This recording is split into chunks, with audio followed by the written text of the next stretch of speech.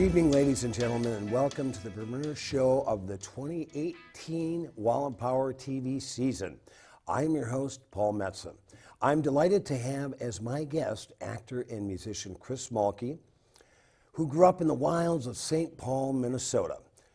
He's appeared in Captain Phillips, Patty Rocks, Against the Wall, Cloverfield, the NBC TV movie Knight Rider, and 24.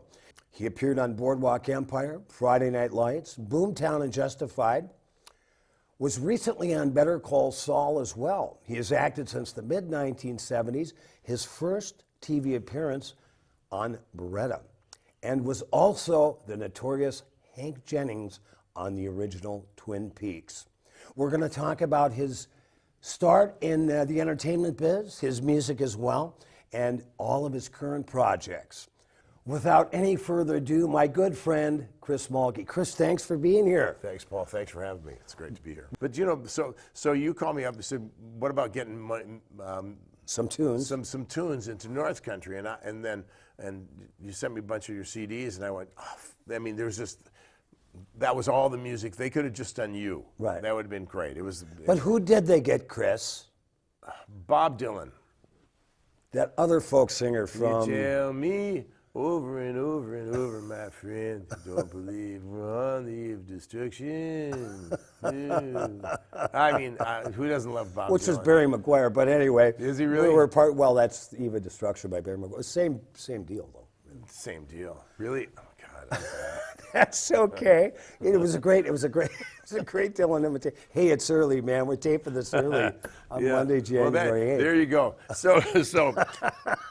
So to that, I get confused a little bit. Folk rock, we're all the same. I'm amazed that I've kind of Mr. Magoo'd my way through my career. To that, okay, Liberty Crossing, which drops tomorrow, wrote. Which is why we're here. One of the big reasons why we're here to talk about this great thing. So Liberty Crossing, hilarious. I've had a couple TV series. Most recently, I did a movie with Charlie Sheen. Called Mad Families, really? Which is a great movie. Is he still out of his mind? He's one of the greatest guys you're ever going to meet. Really? That's totally hype. He's great. That being said, I drank tequila with him. But he's great. And Finesse Mitchell from Saturday Night Live, and all these guys from SLN. SNL. Exactly that one too. Mr. Magoo. And the Sioux Line. So we did the movie, and that was really funny. And so I got a call. I was driving into Beverly Hills from Venice, where I live, and Siri is going, turn left on Beverly Boulevard. You've gone past it, 200 yards. Make a U-turn. Right. And she's talking to me. Bing, my agent is on the phone. My agent goes, Chris, where are you? I said, I'm going to do this table read for this political thriller, right? And so I got to find this thing, and they said, well, just listen to me. They want you on Liberty Crossing. I said, what's Liberty Crossing? It's a half-hour sitcom. You didn't know if that was Siri telling you to turn on Liberty Crossing? I didn't know, because my agents sound a lot like Siri. And so they listen just about as much, too. Right. I said, I don't really do sitcoms too much, but I did a really funny sitcom for a year with Brian Doyle Murray called Bakersfield. Bill Murray's younger brother. or older brother? He's his older brother, but not by much. Yeah. So Brian wrote Caddyshack and Groundhog Day. Wow. And was a writer on, of course, Ghostbusters and blah, blah, blah. So, but Brian and I did that TV series together. And so I've got funny. I got funny. But I don't do it much. I kill people. But you can do funny. I can do funny. These two guys walk in a bar. No, but anyhow, so I go, all right, I'll do it. Okay, it's 10 o'clock tomorrow. They want me on the show. Okay, great. Okay, good. Okay, I got to go. Turn left and right. So I go in and I do this really dramatic reading, and then I leave there and I go, okay, 10 o'clock tomorrow. Should I read the script? Okay, so I read the script, and it's really funny, and I don't find my character's name in the thing, and I'm going, well, that's okay. I read the script. I know what it's about. It's the CIA goes to the office. Right. Right? Liberty Crossing is about the National Counter-Terrorist Organization, which is a real organization. Right. That gets all the information and then disseminates it to the NSA, the CIA, the FBI. Right. And so, so I go Liberty Crossing. I'll figure out what's going on there. And so, so I get there at 10 o'clock the next day.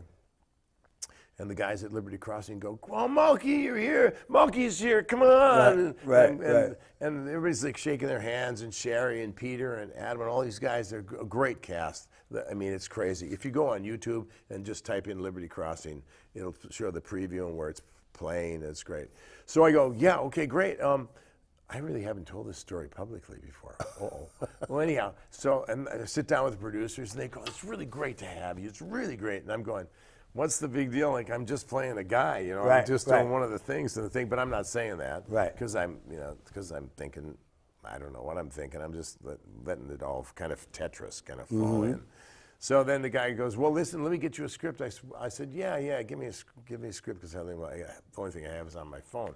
So he comes back in and he goes, "Deesh," and he puts down 9 scripts in front of me, and he says, "Welcome to the show." Wow. And you had the gig. "You're the senior CIA guy. We changed your guy's name." And I looked at the thing and I went, "Cool." I had no idea. So anyhow, I had an absolute, I think that this Liberty Crossing is the most fun I've had of any TV show or movie I've been on. I'm telling you, it was really great. The cast is blisteringly fast. The girls are really cute. The guys are fantastically funny. For the next 7 days, you'll be focused on one thing: keeping America safe.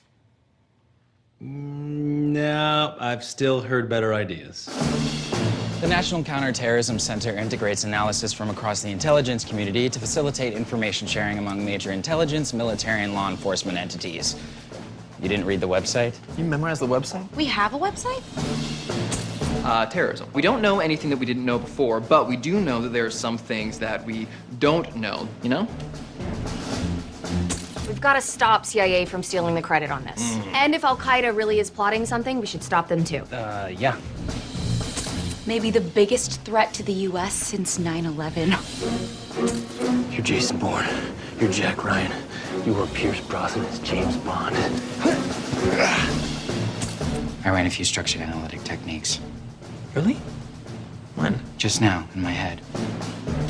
Hand the whole thing over to CIA and let them do the work. We can take the day off. Oh, were you planning to take the day on? Known terror plots? Wait, how did you hear that? If you know of a terror plot, you have to tell me. I'm your mother. Turtle has entered the terrarium. I did not tell him to say that, but the turtle and the terrarium? What, I tase you around 402? 402, tase me at 402. You tased him?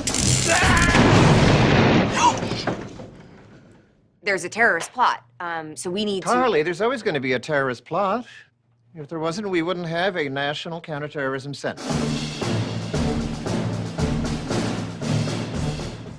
The whole thing about now being able to see a television show on the internet or on YouTube.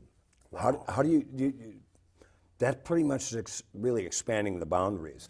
It's amazing, and what's done is, like Liberty Crossing, you go to the it's Go 90, and all the instructions will be on YouTube, and it's super easy, and you just watch the show. Whereas you had to dial in at a particular time. Right. We did 9 episodes. We're going to go for we're going for 9 more. You know, unless something happens. I don't know. Unless the Koreans drop the bomb. I don't think. I think they'll just be fine. So people who are really creative aren't blocked by only 3 places to take your stuff. Right. So Liberty Crossing has a chance to be seen. It's going to be hit. It's really good. I mean, it's just blazingly good. Todd directed all 9 episodes of Liberty Crossing, all 9 episodes. So it was like he directed a 200-page movie called Liberty Crossing. I was still playing at Nye's. When you would stop in and sit in with me with your good friend Guy Drake, who used to be in Johnson and Drake, who has a new record coming out. We're going to have to get Guy on. Oh, you should. It's really. I've heard the preview disc of it. Those guys sound so great, and his son Rusty has been executive producing it. Wow. And they've been in the studio at those studios over on Nicollet and 26th. Yeah, Creation Studio. Yeah, Chris yeah. Mulkey. Yeah, I've done a lot of work there. Steve Weiss. Yeah, so yeah, Guy and I would come in and see you guys. Nice. Ooh. Yeah. So I got to meet a guy who is an Episcopal pastor now. Yeah, yeah. And so he and I you were out of town, and he and I got together for lunch, and we were talking Chris Mulkey. And I said, man, that guy's been in so many television shows and film. And Drake goes, it's because he never turns anything down. No, there's no reason to. Okay, so my good friend David Proval, who was on Sopranos for a long time, right? I would go to his Meisner workshop in Hollywood back in the day. And in the workshop, here's who went to work out on Friday nights. Okay. David would lead the class. John Voight was in it. Stephen Bauer was in it. Karen Black, Margot Kidder, myself, Brad Dourif was in it. Who else? Andy Garcia was in it. Wow. What year was this, Chris? This was like the late 70s, early 80s. Right, so a lot of these names that we'd later hear yeah.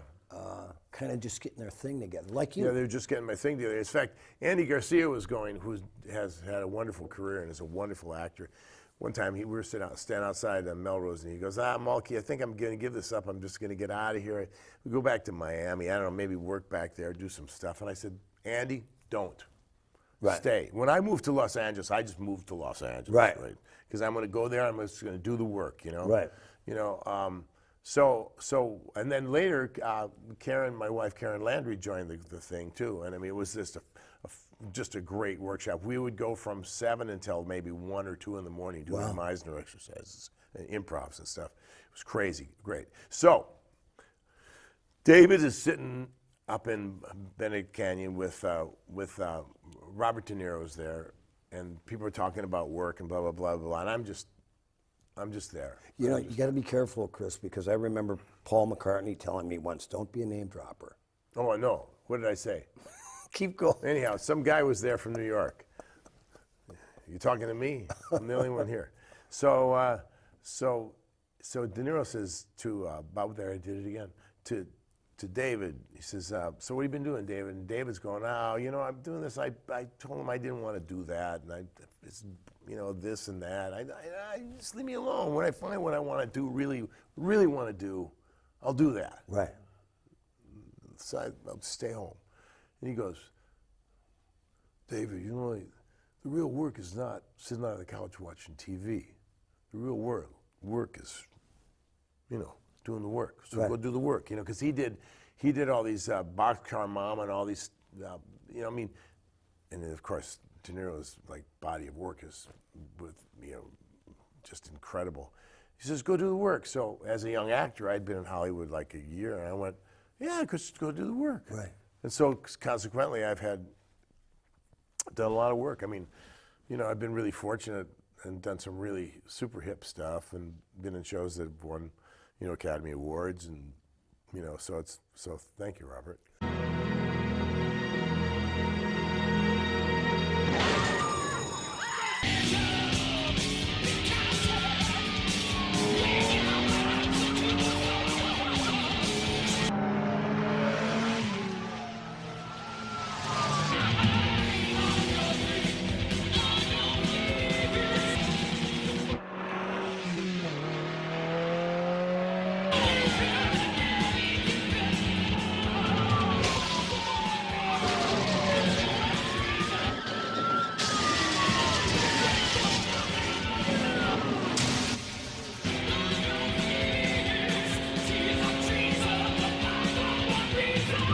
I heard Glorious new friends living with you. Got a 3-way going or what? Bitches on my crew. You ask me, shit's out of control. Funny thing, I didn't ask you. Come on, let's go, come on. Oh, please, take it easy. What are you gonna do, my taxes? Huh? Should have done that, Earl.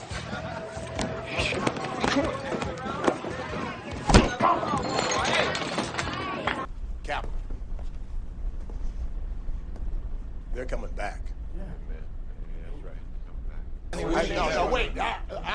okay, I'm a union guy, okay? 25 years, all right?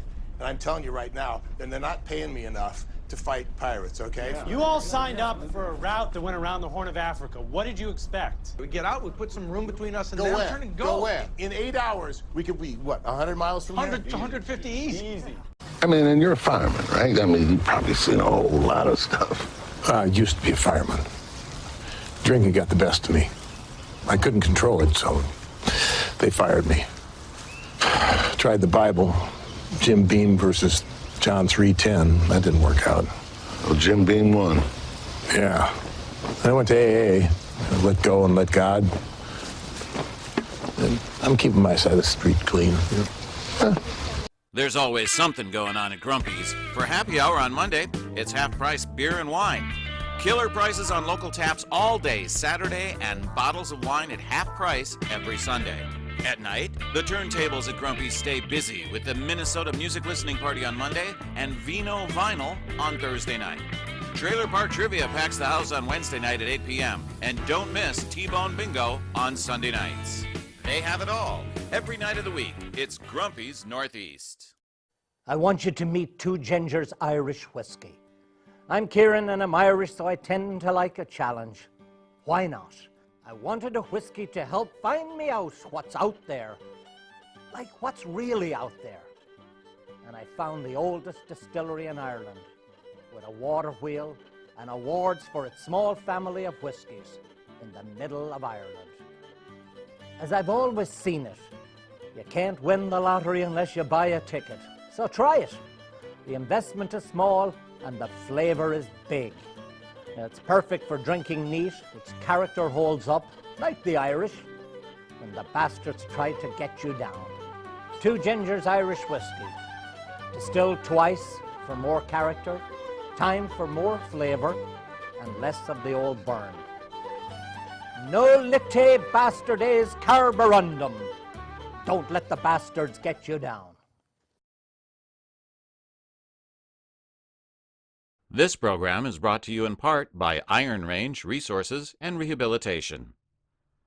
And we're buddies, and I don't want to embarrass you by telling you how great of an actor I think you are. Wow. Is that I really, when I describe Chris Mulkey to my friends or people, I call you the Warren Oates of our generation. Warren Oates is a great actor. Greatest character actor maybe we've ever had. Did you ever get a chance to meet him? No, I never did. But he did a I know Richard Dreyfuss, and so Rich I saw on TV the other day. I was watching that free TV at my house in Roseville, and he did the John Dillinger story. Warren Oates played John Dillinger. I remember that. And Richard played Babyface Nelson, and Ben Johnson was on in that movie. And I'm going, those are the days, those guys. But Right. I met the older generation of actors. Mm-hmm. I met a bunch of them, and they were really great guys. Tell us a couple of stories about that. One of my favorites was I did a series about race relations in the South with a wonderful actress, Annie Potts, who was always very nice. And we got some awards. So we were at the Skirball Center in Los Angeles, and so we were there for the award, and then they were having me present an award. While I was waiting, Karen and I were in the vestibule, and I look across, and Buddy Hackett is there. Now, Buddy Hackett is an old comedian. He was kind of part of that crew. He was a little Rat Packy kind of guy. Rat Packy, yeah. And he looked like Humpty Dumpty. I mean, he had that body shape, right? And he had his belt buckle was like right here. And he had that Eddie Munster hairline, always greased back with a heavy dose of Brill cream. Nicest guy in the world. So I go up and I said, I just have to say that I've been a fan of yours since I saw you on like the variety show, Ed Sullivan and the variety shows back when I was a little kid. Hey, it's nice to meet you, really. I know your work too, and you're a very good actor. I really appreciate it. I said, but you're a genius. He says, not so much anymore. He says, I was funny now. I'm not so funny. Once a year I'll be funny. I got a show, I'm funny. I went, wow, it was really a pleasure. And I got about a half an hour out of him, Right. And just talking to him, and he's just sitting there, He's Right. he's not sitting on a chair either, Paul. He's sitting on there's like a kind of a inset table kind Right. of thing. He kind of hopped up there. I don't know how he did it. He was like, he's this giant guy. His feet were dangling, you know, and he was like, great That's guys. fantastic. And I'm going, oh, this is great. So I get up. So then I go to do my award, right? And I with this other actress who it was, I can't remember what it was for. You know, I had 3 really good improv jokes, and I really cracked up the audience really well. You know, like, and I went, okay, I'm done. And we presented the award, and we're out. So who comes up next? Buddy Hackett. Beautiful. And Buddy Hackett goes, like Bob Dylan said in "It's All Over Now, Baby Blue." Take what you have gathered from coincidence. yes, right. So so I'm in my seat, right? Right. And he goes, Buddy Hackett, listen, before we start, I want to just. He goes, he was using the F-bomb. This effing actor, he's a dramatic actor, okay? He did some funny. You're a little bit funny, okay, Chris, you're okay.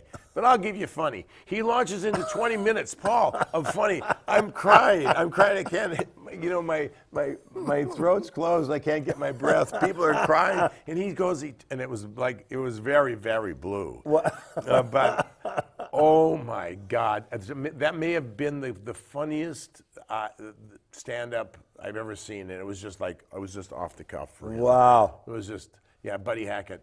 Wow. Wow. God bless him. So, how many films have you been in? I think it's getting to be 90. I've done 6 this year. Wow. I can back up. I can go backwards. Yeah. I can go backwards. So I just did Gloria with Tarantino and John Turturro. Okay.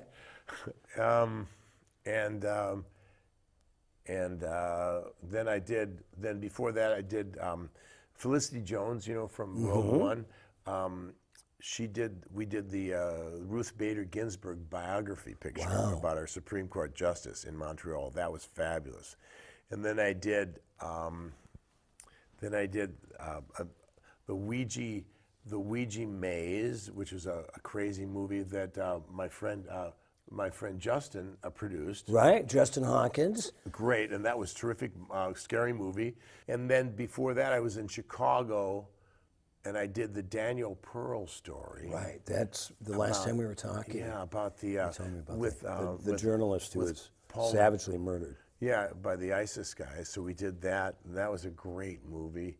And then I did a TV show, and then that takes me back to May, June, when I did Liberty Crossing. Wow. And why are we talking about what I just did?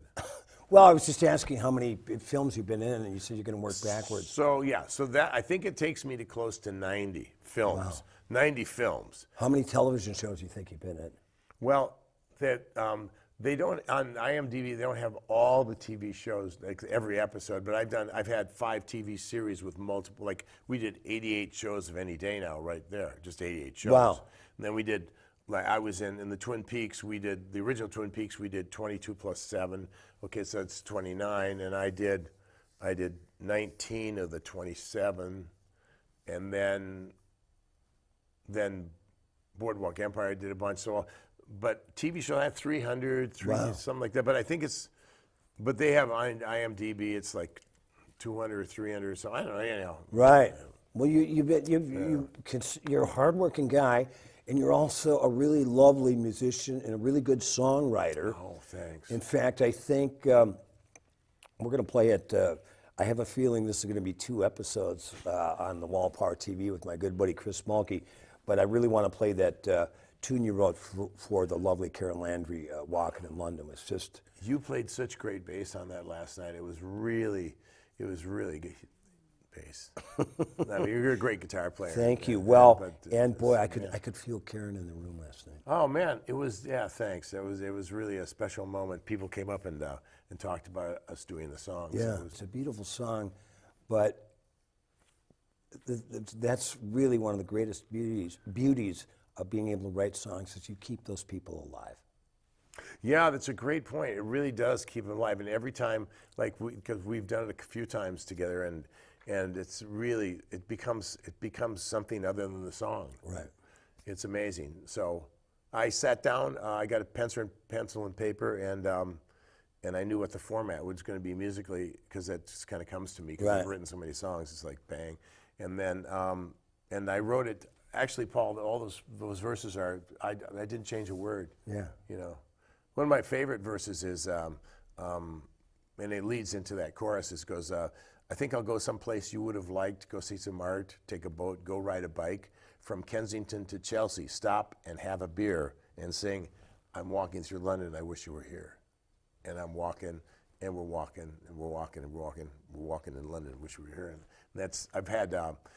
Well, a couple times when I've done it live, I've had the whole room singing, and we're walking in London, just like Whistling Dixie last night. Yeah, ain't gonna whistle Dixie anymore. Yeah.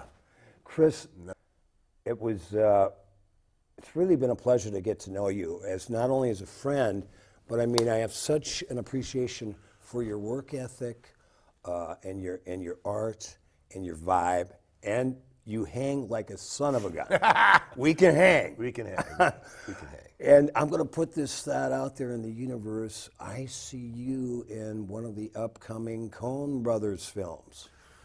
Why that hasn't happened? I know those guys. They're great. I admire their work a lot. They're terrific. Yeah, it'd be nice. That'd be great. Frances McDermott got a Golden Globe nomination for Two Billboards last night, which I was happy to see. And then they won the Golden Globe for Best Picture last night. Wonderful. So that was great. It was and I saw Ethan there in the crowd.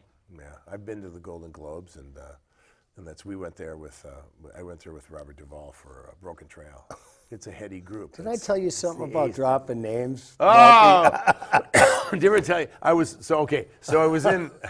Okay, then I'm just going to do this. Yeah. I was up at Sutton Place. The Sutton Place is the hotel that everybody stays in Vancouver.